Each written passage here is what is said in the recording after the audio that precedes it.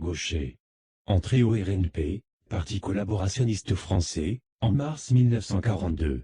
Il devient l'un des responsables de son organisation de jeunes. Le 22 avril 1944, il s'emportait contre le gouvernement de Vichy, qui ne se décidait pas assez vite à son goût à dresser des listes d'otages et des poteaux d'exécution.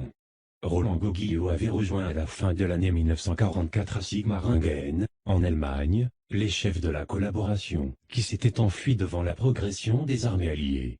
Roland Gaucher expliquera avoir été chargé à la libération de liquider le fichier des abonnés du National Populaire, organe du RNP, dans lequel il avait écrit des articles révélateurs de son engagement à l'extrême droite.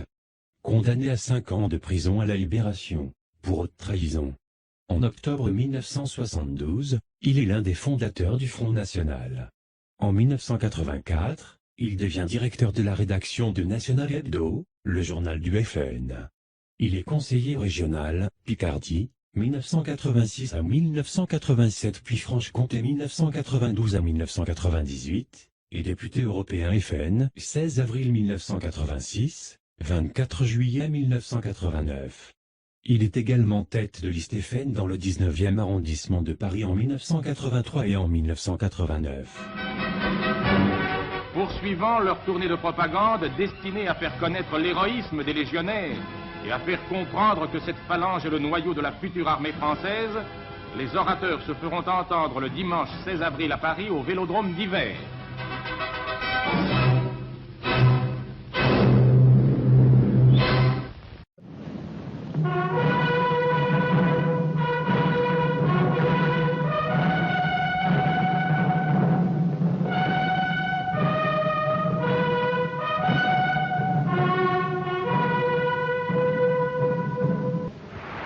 Le lieutenant Gaucher.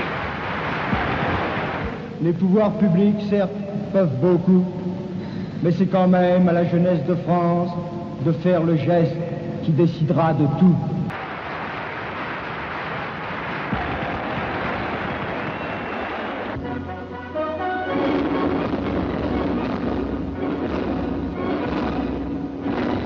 Comment se débarrasser de Roland Gauguillot, dit Gaucher, candidat du Front National dans le Doubs. Le 6 mars dernier, l'historien Joseph Pinard avait mis en évidence le rôle de cet ancien collaborateur pendant la guerre. Mais Roland Gaucher, élu dimanche, siégera au Conseil régional de Franche-Comté.